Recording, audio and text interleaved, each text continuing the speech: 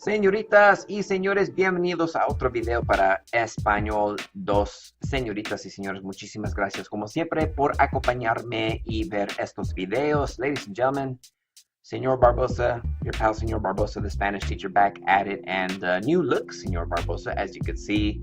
Got my hair did, and no, I mean, if you've been following my personal life, you know that these baby twins, I mean, I love them, God bless them. They bring joy to my life, but they don't let us do anything at home. And so might as well just kind of, try to save a minute or two in the morning when I'm getting ready and just spring out of bed, get dressed, and go to work. Speaking of going to work, ladies and gentlemen, we are on Chapter 5A, Capítulo 5A.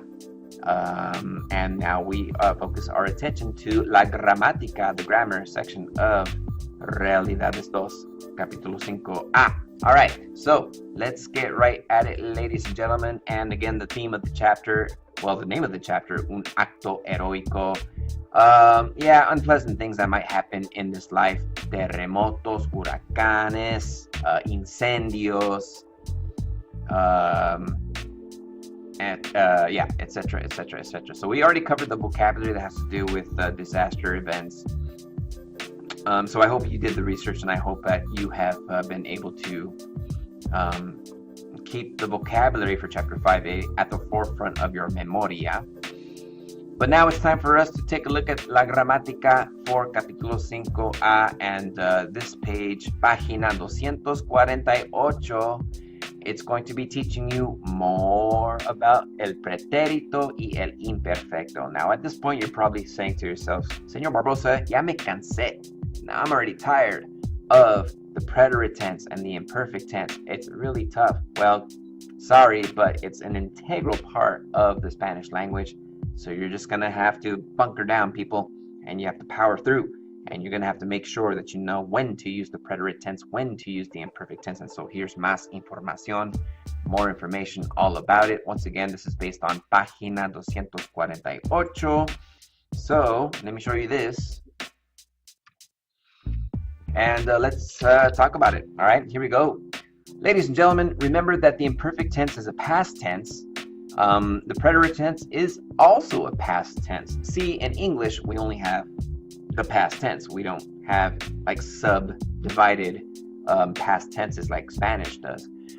Don't forget the imperfect tense can be used together with the preterite. Yeah, they can be used in the same sentence to describe a situation that existed when something else happened. So when something existed, the imperfect tense, when you're setting the scene, and then it got interrupted with when something else happened, an event, then that's when you use both together in the same sentence. Check it out. Nadie estaba en la casa. Nobody was in the house. Notice that the verb estar is conjugated in the imperfect tense. Cuando, when, los bomberos entraron. Entrar is your infinitive, the preterite tense. Ellos entraron. They entered. That's an event. In the present, I'm sorry, not the present tense, the preterite tense. Okay, so as you can see, señoritas y señores, it is very much possible to be using different tenses in the same sentence, especially when it comes to recounting things that might have happened in the past. All right. Okay, so let's break it down even further, and let's analyze the imperfect tense. And let's find out which criteria we need to account for and when we need to use the imperfect tense. All right, so the imperfect tense, like I said, setting the scene. Generally, kind of, if you're trying to share stories or anecdotes, you're gonna want to set the scene, what the conditions were, what time of day it was, etc., etc. So, for example, to tell what time it was or what the weather was like when something happened. Check it out. Eran las 5 de la mañana y llovía mucho when el accidente ocurrió. So as you can see, the word ocurrió is the preterite tense of the verb ocurrir, to occur. So when the accident occurred, preterite tense. But as you can see, the highlighted purple words, those are the imperfect conjugations for ser and llover respectively. Eran las 5 de la mañana. It was 5 o'clock. Llovía mucho. It was raining a lot. So when you're setting the scene, when it comes to time and weather, that's when you use the imperfect tense. Describing physical, mental, and emotional states of a person or thing when something happened. Yeah, all right. So, muchas personas querían ayudar a la familia. A lot of people wanted to help the family. Pero no sabían qué hacer, but they didn't know what to do. So again, this is a physical, mental, and emotional state of a person or a thing. Again, I would say this also falls into the category of setting a scene when you're trying to tell what something that happened, like an event or like an occurrence or an incident, as it were. All right. The following verbs are often used in the imperfect tense to describe states of being. All right. So when you're trying to say, man, I was hungry, I was tired, I was cold, it seemed to me this way, or it was this way, or it was that way. Basically, all of that is what you're trying to say in this particular example, but check it out. If you want to say that you were sad yesterday or the day before, or if you're in the past somehow, say estaba. Yo estaba triste. I was sad. Yo estaba contento. You were happy. Nosotros estábamos cansados. We were tired. Okay, again, you're trying to kind of, be a good storyteller and making sure that you use the imperfect tense to describe these conditions. Parecer means to appear as or to look like. Mi amigo parecía cansado. He seemed tired. He looked tired. Let's see. And then for mal, so something that was bad. So te parecía mal, it was bad for you. So something that didn't sit well for you. Pensar, yo pensaba, tú pensabas, él pensaba ir a la playa, pero no pudimos, but we weren't able to. So yeah, when you want to say pensar, to think, but telling a story, use the imperfect tense. Querer, something that you wanted to do. Yo quería ir al cine, tú querías ir al parque, and so on and so forth. Okay. A certain way that you were feeling in the past, okay? Yo me sentía bien. I was feeling well. Don't forget, sentirse, the se part, meaning it's reflexive, and so that means that you have to obviously drop the se, put the se part in front of the conjugated verb. So, me sentía, te sentías, usted, él, ella se sentía, nos sentíamos, ustedes, ellos, ellas se sentían. Okay, so se sentían enfermos, you guys felt sick. Nosotros sentíamos cansados, we were feeling tired, and so on and so forth. Okay, so as you can see, ladies and gentlemen, when you're feeling a certain way in the past, use the imperfect tense. Tener calor, yo tenía calor, tú tenías calor. Tener frío, nosotros teníamos frío. Mi amigo Juan tenía hambre, he was hungry. Tú tenías sed, you were thirsty. Let's see, ellas tenían sueño, they were tired. So again, these are all conditions when you're trying to say that people were feeling a certain way in the past. You use the imperfect tense to relay these sentiments, okay?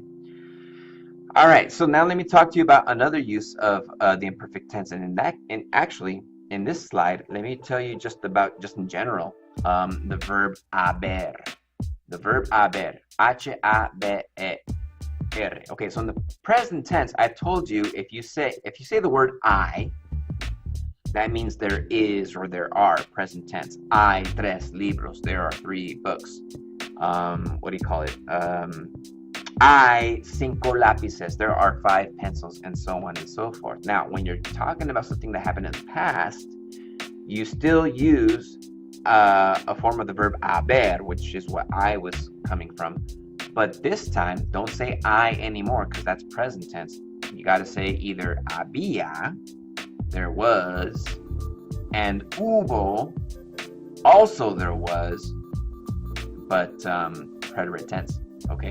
Again, none of this exists in English, and so this is probably something that's a little difícil to pick up with right away. But let's see what it says here. Había and hubo are forms of haber, and both mean there was or there were. Okay, so when do you use había? When do you use hubo? Let's check it out. Había is used to describe a situation that existed in the past. All right, so again, setting the scene. And then hubo is used to say that an event took place. All right, so like a specific event occurred, then that's when you go preterite. That's when you say hubo. Okay, so había imperfect, setting the scene. Hubo preterite, something occurred. Okay, let's take a look at some examples here. Había mucho humo en el apartamento. There was a lot of smoke. That's a condition that existed. It was ongoing, imperfect tense. Okay. Hubo un terremoto ayer a las 6 de la mañana. There was an earthquake. Hubo, preterite tense, because that was an event that happened. Ayer a las 6 de la mañana, yesterday, 6 a.m. All right. So watch out for those. So let's recap, ladies and gentlemen. Let me get out of this screen right here. Can I get out? Let's see. Let's take a look at the good book once again. Oh, and I just closed it. Gee whiz. I think it was page 248, right? And there it is. Okay, cool. Into this. And then just a quick recap just to see what it says in the libro. Once again, ladies and gentlemen, don't forget, había and hubo, they both come from the verb haber. The word I comes from haber too, but that's present tense. And both mean there was or there were. Había is used to describe a situation that existed. It was setting the scene. Hubo is used to say that an event took place. All right, and then also more differentiation when it comes to using the preterite tense and the imperfect tense. Use the imperfect to tell what day or time it was. Use the imperfect to tell what the weather was like. Use the imperfect to describe the physical, mental, and emotional states of a person or thing. Okay? Now, use the preterite tense when something happened. Use the preterite tense for actions completed in the past. Use the preterite tense to talk about an event. And then finally, when people are feeling a certain way in the past, all of these feelings or these words that have to do with how people were feeling, states of being, those are all used in the imperfecto. Estaba triste, estabas contento, estaba cansado, parecía cansada, parecía mal. Yo me sentía bien, tú te sentías enfermo, él tenía calor, nosotros teníamos frío, ustedes tenían hambre, él tenía sed, yo tenía sueño, yo pensaba ir a la playa, tú querías ir al cine, ellos sabían cómo jugar al béisbol. Okay, so there it is, ladies and gentlemen. All right, and I'm not gonna, I don't have the kind of time to show you how to conjugate verbs in the present tense, preterite tense, or the imperfect tense. We already covered that extensively. So if by now, at this stage of the game, if you don't know how to conjugate your infinitives in the preterite tense or the imperfect tense, you're gonna have to go back, retrace your steps, probably watch some of these past videos, or use online tools like I showed you. You know, the internet can be your friend as long as it's used for good and not for evil, such as copying homework and something like that. Okay, so there it is, ladies and gentlemen. Preterite and imperfect other uses, and that's based out of página 248. Finalmente, last up, señoritas y señores, the last grammar lesson for capítulo 5b that we'll be covering. Página 250, page 250, everybody. We're going to go over the preterite tense of the verbs oír, leer, creer, and destruir. There are specific rules that you're going to need to know. Oír is an IR ending infinitive, leer, ER ending, creer, ER ending, destruir, IR ending, but there are extra steps that you need to take if you're going to conjugate those in the preterite tense. All right? So let's find out what you got to do with leer, creer, oír, destruir. Trying to close all of these. It's not working. Okay, let me close that. There it is right there. Okay, that's the one I'm looking for right there. Okay, muy bien. Bueno, señoritas y señores. Oír means to hear, leer means to read, creer means to believe, and destruir means to destroy. So I hope that you remember your ERIR preterite endings, okay? And they are these right over here: iste, yo, imos, and hieron. We don't use istes because we're in the Americas, and so you're not gonna use a lot of vosotros conjugations at all right? So in the preterite forms of the verb oír, there's a spelling change. Not only do you have to conjugate the verb oír using these endings, but there's an extra step. There's a spelling change involved, and it happens when you change oír around in the usted, el, ella, and the ustedes, ellos, ellas forms, okay? What's the change? The letter I in oír has to change to the letter Y, Y. All right, so check it out.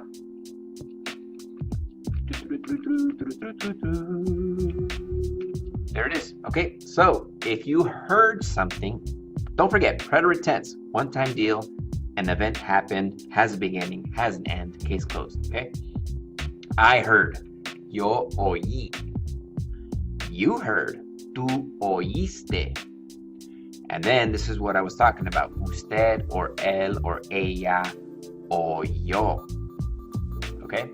But as you can see, what was originally I, la letra I, now it is la letra Y. So what was originally an I now is a Y. And then that's when you put the ending for this conjugation of the preterite tense for oír. Nosotros oímos, okay? And then, like I said, we're not gonna say vosotros oísteis. You know, that's something that's only Spain only for the most part, generally. And then again, take a look at the arrow pointing to what was originally a letter I. Now it is a letter Y. So por favor, make sure that you watch out for those adjustments. Don't spell it incorrectly when you take the test, because too many mistakes means points taken off. So once again, oí, oíste, oyó, spelling change, oímos, oyeron, again, spelling change. So the I changes to a Y here and here for the verb oír. Let's go to the verb creer. Once again, preterite tense. One-time deal, has a beginning, has an end. All right? An event, that something happened and it's not happening anymore. Yo creí. Tú creíste. And then, as you could see, usted, él, ella creyó. But once again, ladies and gentlemen, don't forget to change the I in creyó to the letter Y. Okay? Actually, it's missing the accent mark right over here. That's a little bit of a typo. But anyway, add an accent over the last letter, because that's the preterite ending for creer in the usted, el, ella form. Nosotros creímos. Not creíamos, because that's imperfect tense. Creímos, preterite tense, okay? Know the difference. And then ustedes, ellos, ellas creyeron. Once again, what was originally an I is now a Y. So once again, usted, el, ella form, ustedes, ellos, ellas form. Please make those changes. All right, leer in the preterite tense. And the same setup. Yo leí, I read. Tú leíste, you read. Usted, él, ella leyó with Y. Nosotros leímos. Ustedes, ellos, ellas leyeron. Once again, con Y. Change it there, change it there. All right. And then destruir. And I think that just might about do it. Let's take a look. Yep, sure does. Okay, so to destroy, preterite tense. Destroyed is more or less what you're going for here. Yo destruí, tú destruiste, usted, él, ella destruyó. Cambia la I para poner la Y. All right. Nosotros destruimos, ustedes, ellos, ellas destruyeron. Otra vez, por favor, cambien la I, pongan la Y.